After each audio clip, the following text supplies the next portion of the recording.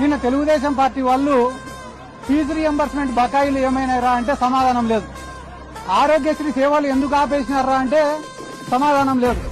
99 రూపాయలకే ప్రభుత్వ భూములన్నీ కూడా ఎందుకు ఇచ్చేస్తున్నారంటే సమాధానం లేదు. హోమ్ మినిస్టర్ ఏం మాట్లాడతారు వీటికి సమాధానం అడిగితే తెలుసా? అంబటి రాంబాబు గారు ఇట్లా అన్నారంట.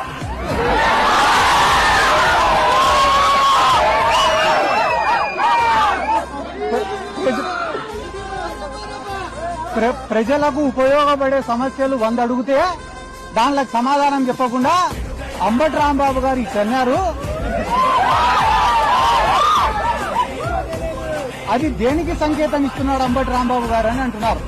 చెయ్యి అయినది, గడ్డం అయినది.